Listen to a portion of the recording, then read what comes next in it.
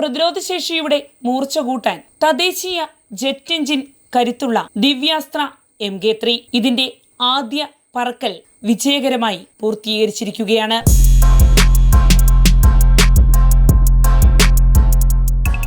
നമസ്കാരം, ഞാൻ ജാസ്മിൻ.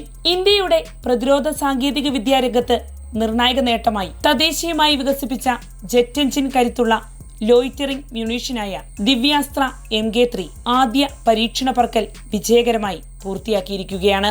കാവ UAV private limited, ഹോവറിറ്റ് എന്നിവരാണ് പരീക്ഷണ പറക്കലിന് നേതൃത്വം നൽകിയത്. ഇക്കഴിഞ്ഞ ഓഗസ്റ്റ് 11-നായിരുന്നു ഈ ലോയിറ്ററിംഗ് മ്യൂണീഷ്യൻ ആദ്യ പറക്കൽ വിജയകരമായി സാധ്യമാക്കിയത്.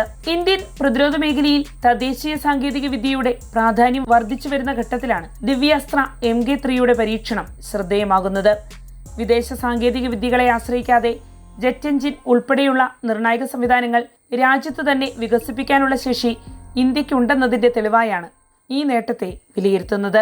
ദിവ്യാസ്ത്ര MK3യിൽ ഉപയോഗിച്ചിരിക്കുന്നത് DG പ്രൊപ്പൽഷൻ വികസിപ്പിച്ച തദ്ദേശീയ ജെറ്റ് എഞ്ചിനാണ്. വിദേശ ജെറ്റ് എഞ്ചിനുകളെയോ നിർണായക വിദേശ ഉപസംവിധാനങ്ങളെയോ ആശ്രയിക്കാതെയാണ് ഈ സംവിധാനം വികസിപ്പിച്ചതെന്നത് ശ്രദ്ധേയം.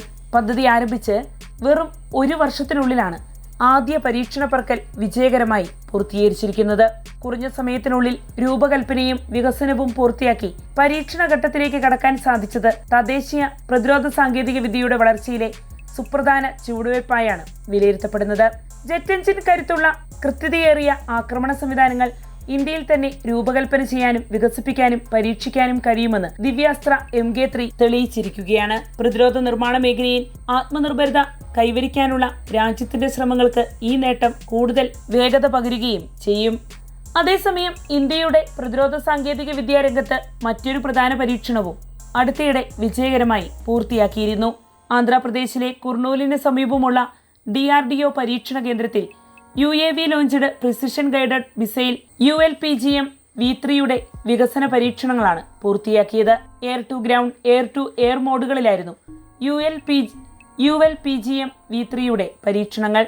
ആളില്ലാ വിമാനങ്ങളിൽ നിന്ന് വിക്ഷേപിക്കാവുന്ന കൃത്യതയേറിയ ആയുധ സംവിധാനങ്ങളുടെ വികസനത്തിൽ ഇന്ത്യ കൈവരിക്കുന്ന മുന്നേറ്റമാണ് ഈ പരീക്ഷണത്തിലൂടെ തെളിയിക്കപ്പെട്ടിരിക്കുന്നത്. UAV സംവിധാനത്തെ നിയന്ത്രിക്കുന്ന ഇന്റഗ്രേറ്റഡ് ഗ്രൗണ്ട് കൺട്രോൾ സിസ്റ്റത്തിന്റെ സഹായത്തോടെയായിരുന്നു പരീക്ഷണങ്ങൾ. UAVയുടെ പ്രവർത്തനങ്ങളും ആയുധ സംവിധാനവുമായി ബന്ധപ്പെട്ട നിയന്ത്രണങ്ങളും ഏകോപിപ്പിക്കുന്നതിൽ ഈ സംവിധാനം പ്രധാന പങ്ക് വഹിക്കുന്നു.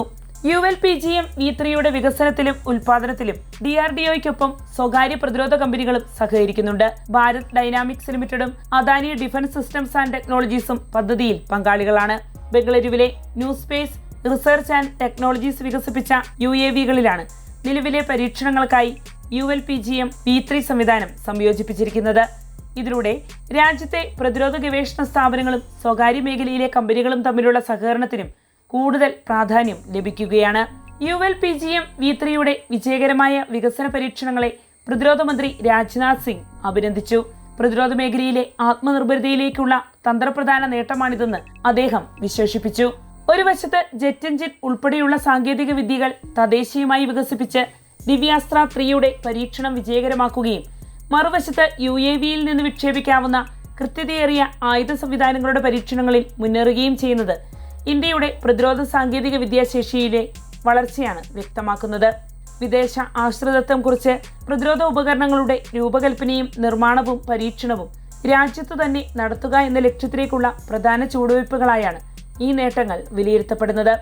തദ്ദേശീയ ജെറ്റ് എഞ്ചിനും UAV അധിഷ്ഠിത ആയുധ സംവിധാനങ്ങളും ഉൾപ്പെടെയുള്ള സാങ്കേതിക വിദ്യകളിൽ ഇന്ത്യ കൂടുതൽ മുന്നേറുന്നത് ഭാവിയിലെ പ്രതിരോധ സംവിധാനങ്ങൾക്ക് നിർണായക കരുത്താകുമെന്നതിൽ സംശയമില്ല.